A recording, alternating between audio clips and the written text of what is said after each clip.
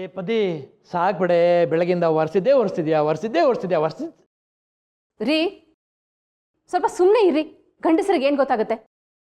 ಹೆಣ್ಮಕ್ಳಿರೋ ಮನೆ ಸ್ವಲ್ಪ ಕ್ಲೀನ್ ಆಗಿರಬಾರ್ದಾ? ಹುಡುಗ ಬಂದವನು ಏನು ಅನ್ಕೊತಾನೆ ಹೇಳಿ? ಶ್ರುತಿ ರೆಡಿ ಇದ್ದಾಳೆ, ನೋಡಿ ಹೋಗು. ಹಾಂ ಸರಿ ಅದಕ್ಕೆ.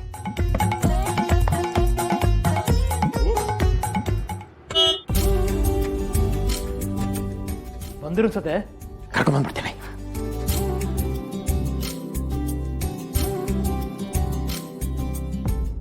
ಎಷ್ಟೇ ಕಷ್ಟ ಕೊಟ್ಟರು ಕೊನೆಯಲ್ಲಿ ಕೈ ಬಿಡಲಿಲ್ಲ ಭಗವಂತ.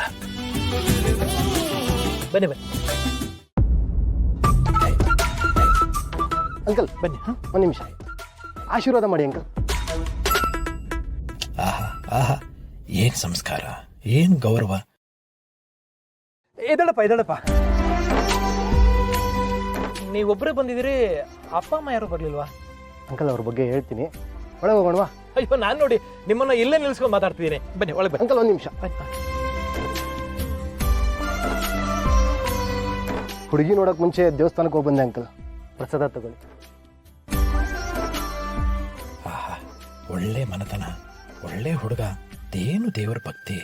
ನನ್ನ ಮಗಳನ್ನ ಒಂದ್ ದಡ ಮುಟ್ಟಿಸ್ಬಿಟ್ಟಿಲ್ಲಪ್ಪ, ಇಷ್ಟು ಸಾಕು. ಒಂದು ಸರ್ತಿ ಒಳಗೆ ಬಿಡ್ಕೊಳ್ಳಿ, ಆಮೇಲೆ ಇಡೀ ಮನೆನ ತೊಳೆದೇ ಹೋಗೋದು ನಾನು. ಬನ್ನಿ ಒಳಗೆ ಬನ್ನಿ. ಹಾಂ ದೇವ್ರ ಪ್ರಸಾದ ಇವ್ರು ಕೊಟ್ಟಿದ್ದು. ಓ ಬಾಪ, ಬಾ. ಆಶೀರ್ವಾದ ಮಾಡಿ. ಅಯ್ಯೋ, ಒಳ್ಳೇದಾಗ್ಲಪ್ಪ, ಒಳ್ಳೇದಾಗ್ಲಿ. ಅಯ್ಯೋ, ನನ್ನ ಕಾಲಿಗೆ ಬೀಳ್ಬೇಡಪ್ಪ, ನಾನಿನ್ನು ಸ್ವೀಟ್ 40 ಅನ್ಮ್ಯಾರಿಡು. ಅಯ್ಯೋ, ನೋಡ್ತಿದ್ರೆ 40 ಥರ ಕಾಣ್ತಿಲ್ಲ, ನಾನೇನೋ ಹುಡುಗಿ ತಂಗಿ ಅನ್ಕೊಂಡಿದ್ದೆ.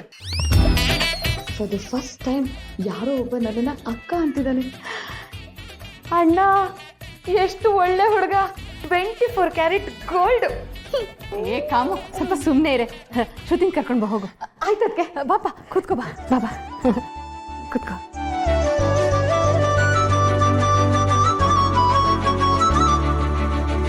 ಅದು ನಿಮ್ಮ ಅಪ್ಪ ಅಮ್ಮ ಬರಲಿಲ್ವಲ್ಲ?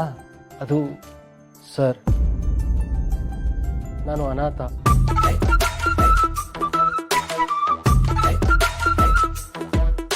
ಅಪ್ಪ ಅಮ್ಮ ಇಲ್ಲದೆ ಬೆಳೆದು ನನ್ನ ಕಾಲ ಮೇಲೆ ನಿಂತ್ಕೋಬೇಕು ಅಂತ ಹಗಲು ರಾತ್ರಿ ದುಡಿದು ಈ ಸ್ಥಾನಕ್ಕೆ ಬಂದಿದ್ದೀನಿ ಅಂಕಲ್.